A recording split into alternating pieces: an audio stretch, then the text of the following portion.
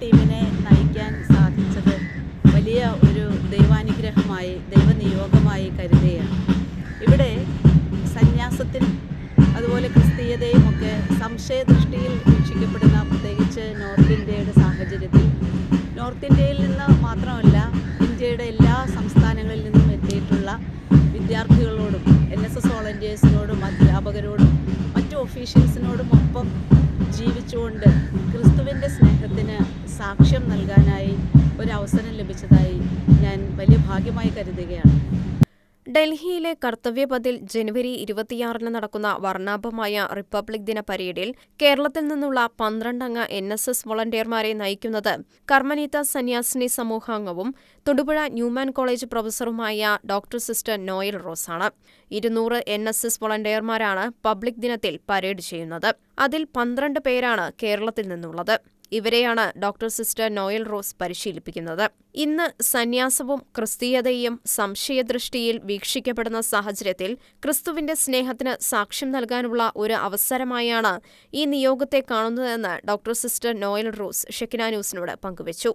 NSSന്റെ ഇടുക്കി ജില്ലാ കോർഡിനേറ്ററായ സിസ്റ്റർ 2 തവണ മഹാത്മാഗാന്ധി യൂണിവേഴ്സിറ്റിയിൽ ബെസ്റ്റ് പ്രോഗ്രാം ഓഫീസർ അവാർഡ് നേടി സംസ്ഥാന തലത്തിലേക്ക് സെലക്ഷൻ നേടിയിരുന്നു. ഇതിനിടയിൽ ഇടുക്കി, എറണാകുളം ജില്ലകളിലായി സിസ്റ്റർ കൊച്ചൌസേപ്പ് ചിറ്റലപ്പിള്ളിയുടെ സാമ്പത്തിക സഹായത്തോടെ 12 വീടുകൾ നിർമ്മിച്ചു നൽകിയിരുന്നു. ഇതിന്റെയെല്ലാം അടിസ്ഥാനത്തിലാണ് doctor sister Noel rose republic ദിന പരേഡിൽ പങ്കെടുക്കുന്ന NSS വോളണ്ടിയർമാർക്ക് പരിശീലനം നൽകാൻ തിരഞ്ഞെടുക്കപ്പെട്ടിരിക്കുന്നത്. കൊടും തണുപ്പിനെ വകവയ്ക്കാതെ വോളണ്ടിയേഴ്സ് കഠിനമായ പരിശീലനത്തിലാണ്. കേരളത്തിൽ നിന്നുള്ള ടീം വളരെ സജീവമായി പരിശീലനം ചെയ്യുന്നതായി republic day parade camp director Giridhar Upadhyay, youth ഓഫീസർമാരും പരേഡ് ഇൻചാർജുമാരുമായ സുമിത് യാദവും സൈദ രാമവത്തും പ്രതികരിച്ചു.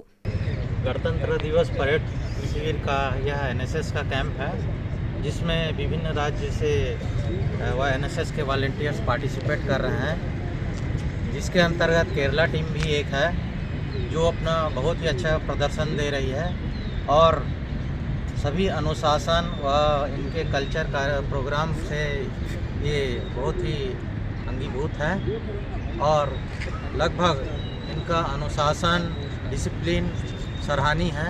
मैं इनको हमारी पूरा RD परेड कैंप की तरफ से शुभकामनाएं देता हूँ कि वो अपना अच्छा प्रदर्शन करते हुए आगे बढ़ें इस कैंप के लिए। धन्यवाद। So here in Jailani Stadium in New Delhi, there are 200 NSS volunteers are practicing for Republic Day Parade Camp, out of which total 12 NSS volunteers from 6 boys and 6 girls from Kerala, they are participating and they are really doing well and the parade is going on very well.